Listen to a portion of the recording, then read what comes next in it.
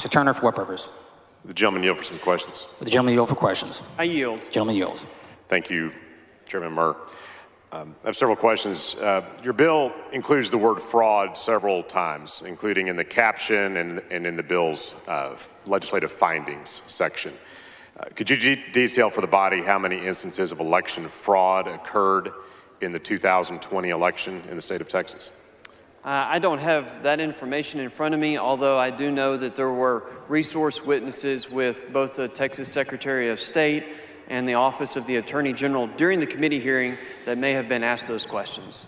But the focus of this bill is forward-looking, and if you'll notice when we talk about fraud, at least in portions of that you referenced, it has to do with the likelihood of fraud. Okay, but you're not able to identify how many instances of fraud may have occurred in 2020? No, sir, and I don't necessarily believe that fraud is a condition precedent for implementing a good policy. So the director of the Secretary of State's Election Division, I think you just referred to, stated in committee testimony during the regular session that in 2020, quote, Texas had an election that was smooth and secure, unquote. Do you agree with that assessment? I agree with that assessment, as I have stated in the past during committee hearings, yes. Okay. Now, let me go back to fraud.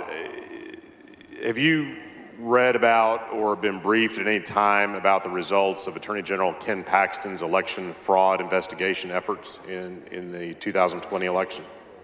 Only what I overheard during the committee hearing process from witnesses and questions asked of the resource witness from the Office of Attorney General. So you haven't met with General Paxton or his staff about those findings? About those findings, no, sir, I have not. Okay, have you met about other things? Only in response to specific questions that I have asked, which were very narrow in scope. So I have not touched upon any discussion about that process that they undertook in 2020. Are you aware that the AG's office, this has been publicly reported, I believe in the Houston Chronicle, that the AG's office spent 22,000 staff hours on those so-called voter fraud investigation efforts in 2020? I may have observed that article, but I will take your word for it that that is the statements made in the article. So the Attorney General's office didn't bring any data to you with respect to their 22,000 staff hour investigation? Not to my knowledge, no, sir. Okay. Were you aware that they increased the staff number of their voter integrity unit to 17, which is a total of an additional 8 employees, nearly doubling in size? Were you aware of that? I was aware of that following questions during the committee hearing process of the resource witness for the Office of Attorney General. Yes. Okay. And do you know how many prosecutions were a result of all that extra staff and staff hours? I believe that also arose during the committee hearing process. Off the top of my head, I don't have that in notes in front of me. Okay. I'll represent that it was a total of 4 prosecutions to date. Does that sound right? I would not disagree with you. All right.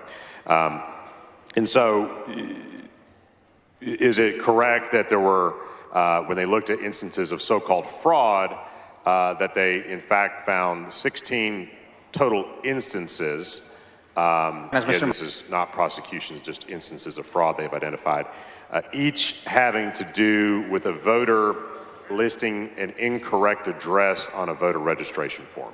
Is that accurate?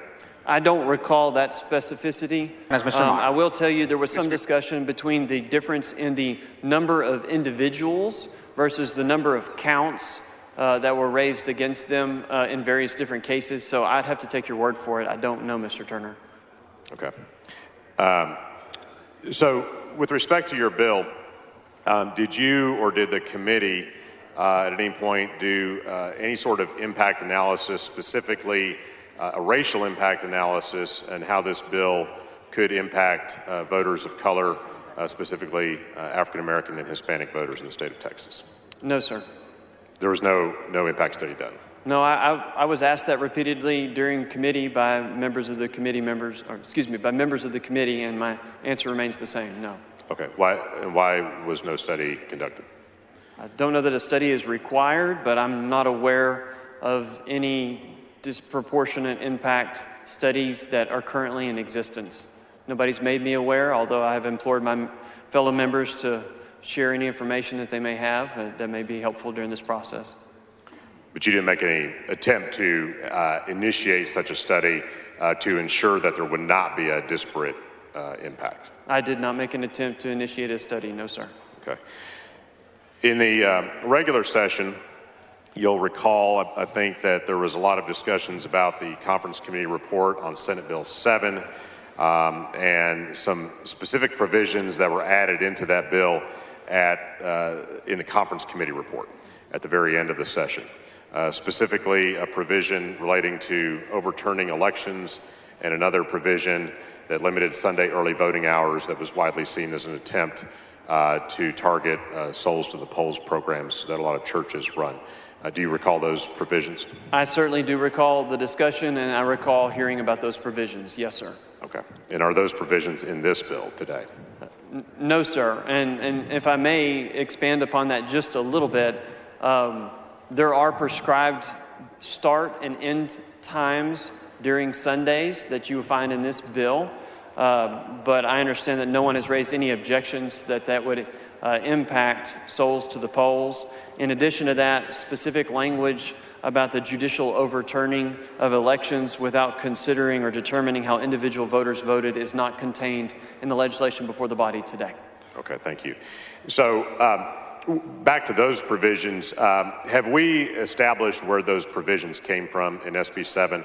And I ask that because I've never heard a definitive answer where those provisions came from. In fact, in a press conference on July 21st, the Lieutenant Governor said that the Senate, he said very definitively, the Senate did not put that in there. So do we know where those provisions originated from? I do not know where those originated from, and Chairman Turner, I also wasn't part of that process. I wasn't part of the committee at that time, and so I have no background knowledge or idea. Understand. The reason I ask is I think it remains of great concern to a lot of people how those provisions got in the conference committee report on SB 7 to begin with, especially since no one has to date, 3 months later, claimed any ownership of those provisions.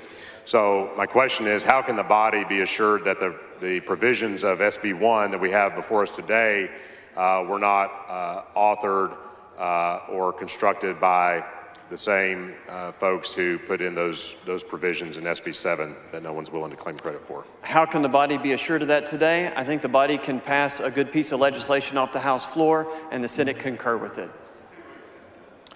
Okay, so we don't know for sure then if whoever put in the provisions relating to Souls to the Polls and overturning elections in Senate Bill 7, we don't know for sure that those people were not involved in writing Senate Bill 1.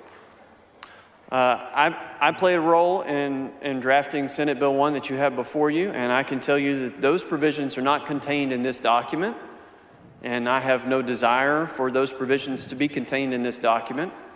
And you ask, how can we have assurance that they won't show up later? And I say one really strong way to do that is for us to not have a conference committee. And we pass quality legislation off of the House floor, and it goes to the other chamber, and the other chamber could concur. And that's one method in which you would have assurance that there wouldn't be any changes made in a conference committee.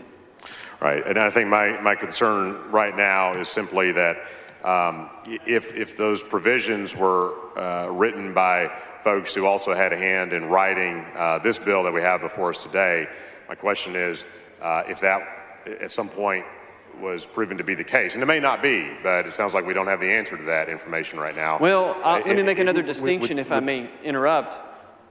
I'm now part of this process as the sponsor, and so I wasn't part of that process previously, and so you have an assurance from myself, the sponsor, that I have no interest in seeing those provisions show up in any bill.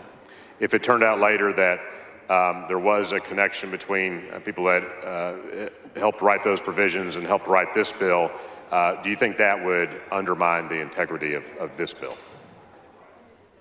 I'm not advised, Mr. Turner, as to whether that would, but I can tell you based on this bill and my hands-on experience in being the sponsor of this bill, I'm confident that we're not going to have those provisions in this bill. Thank you. Yes, sir. Mr. Speaker.